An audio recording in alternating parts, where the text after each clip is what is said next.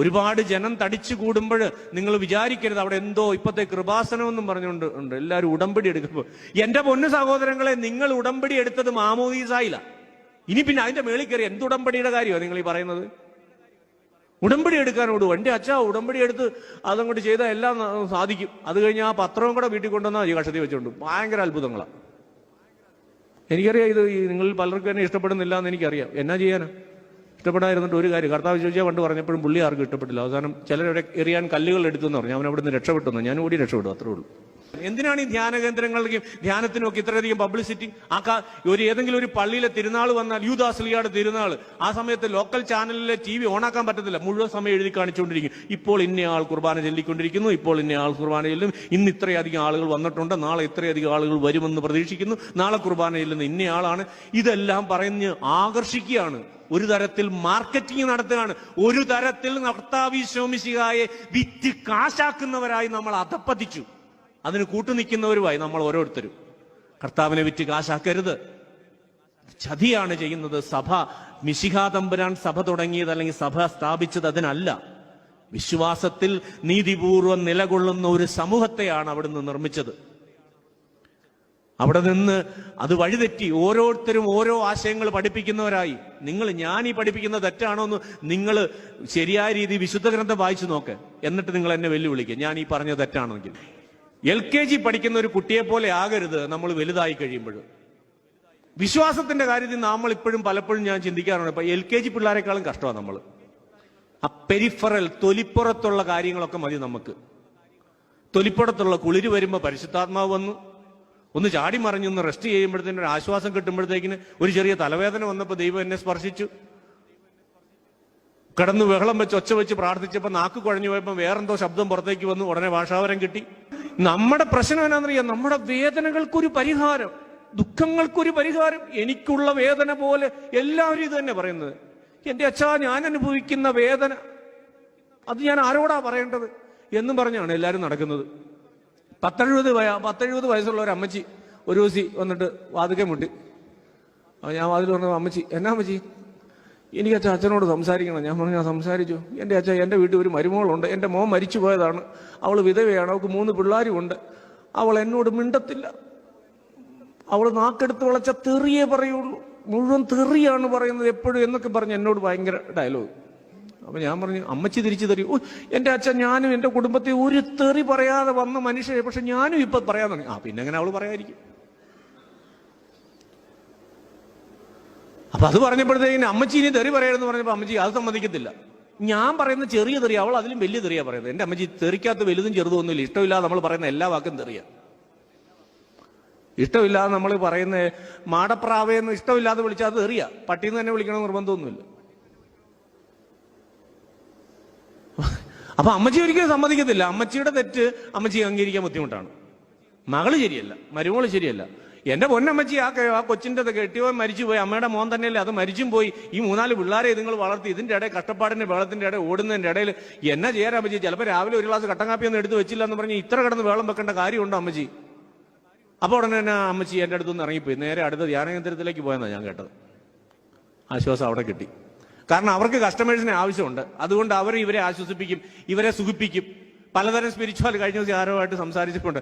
പലതരം സ്പിരിച്വാലിറ്റികളുണ്ട്. ഇപ്പോഴത്തെ സ്പിരിച്വാലിറ്റി എന്ന് പറഞ്ഞാൽ പ്രീണിപ്പിക്കുന്ന ഒരു സ്പിരിച്വാലിറ്റിയാണ്. ഇപ്പൊ ഞാനിവിടെ നിന്നുകൊണ്ട് നിങ്ങളെ സുഖിപ്പിക്കുന്ന രീതി, നിങ്ങളെ ഇടയ്ക്കൊന്ന് എഴുന്നേപ്പിച്ച് നിന്ന് കൈയടിപ്പിക്കുകയൊക്കെ ചെയ്തിരുന്നെങ്കിലുണ്ടല്ലോ, നിങ്ങൾ ഇവിടുന്ന് ഇറങ്ങി കഴിയുമ്പോൾ എന്നോട് പറയും, ഓ കിടുക്കാച്ചി അച്ഛനാ വന്ന്. എന്നായിരുന്നു അച്ഛന്റെ പ്രകടനം? നമുക്കൊന്ന് തുള്ളി മറിയാനൊക്കെ സാധിച്ചു. വീട്ടിൽ വല്ലതും നടക്കുമോ? വീട്ടില് അടുക്കളയിൽ നിന്ന് ഒരു പാട്ടൊക്കെ പാടി ഒന്ന് തുള്ളാവെന്ന് വെച്ച് കഴിഞ്ഞാൽ കെട്ടിയവൻ ഇങ്ങോട്ട് വന്ന് എന്നെ അടിയൊന്ന് പതിവില്ലാതെ ഒരു ഇളക്കം. പിന്നെ ജീവിതത്തിൽ ഡാൻസ് കളിക്കല്ല അമ്മച്ചി. അവർക്ക് ആഗ്രഹമില്ല. ഞാൻ പിന്നെ ആകെപ്പാടെ ഇതൊക്കെ ഒന്ന് സാധിക്കണേ, ധ്യാനകേന്ദ്രത്തിനും പള്ളിയിലും ഒക്കെ ഒന്ന് വരണം. അവിടെ കൈയടിച്ച് എന്നെ കണ്ണ് കടച്ചേക്ക് ശ്രദ്ധിച്ചാൽ ഹാലലിയ. അപ്പൊ പിന്നെ ഒരു കുഴപ്പമില്ല, ആരും ഒരു കുറ്റവും പറയത്തില്ല. ഇങ്ങനെ ഓരോന്നായിട്ട് നമ്മൾ വിട്ട് കളഞ്ഞുകൊണ്ടിരിക്കുകയാണ്. ഇനി ചില ദർശനക്കാരുണ്ട്. അടുത്തത് നിങ്ങൾ മനസ്സിലാക്കേണ്ട, ഞാനിത് പറയുന്നത് ഈ സുവിശേഷത്തിൽ പറയുന്നതുകൊണ്ടാണ് കേട്ടോ. കർത്താവ് പറഞ്ഞുകൊണ്ട് തന്നെ ഞാനിത് പറയുന്നത്.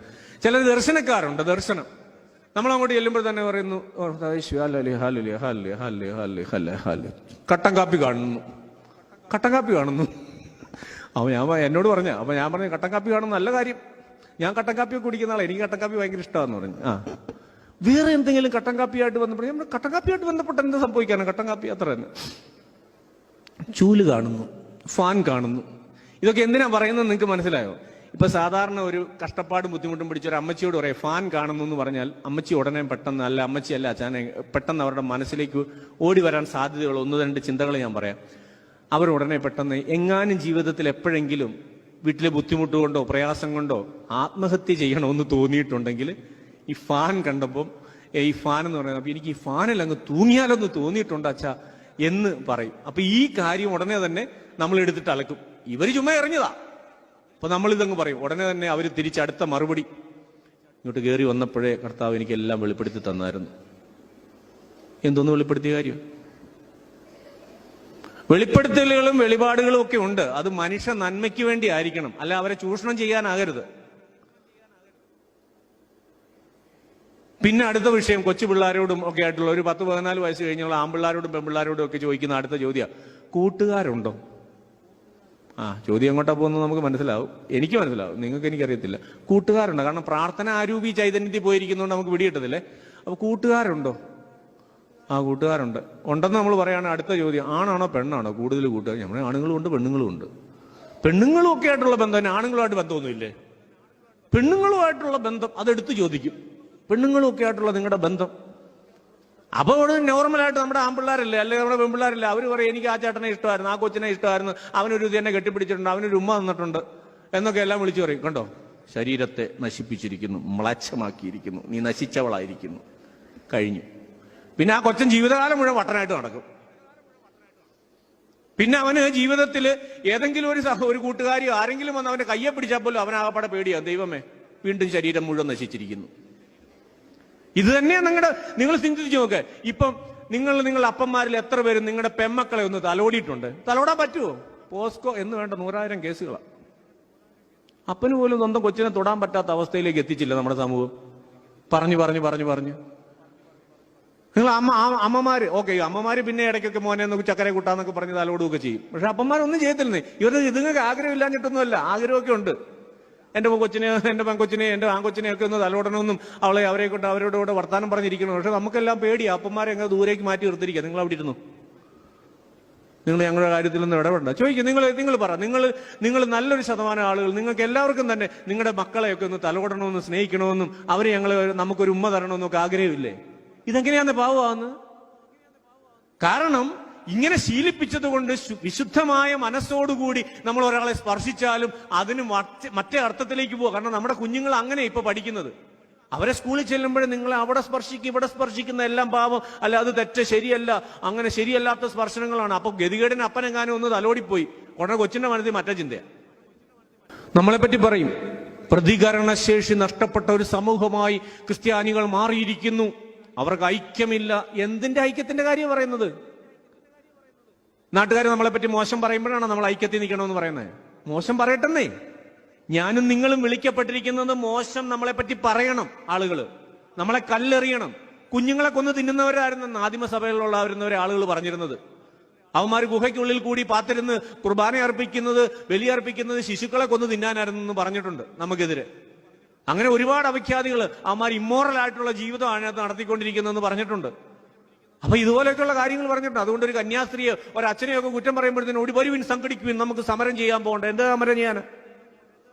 നിനക്ക് ദൈവം തരുന്ന സഹനങ്ങളെ നീ സ്വീകരിക്കുക.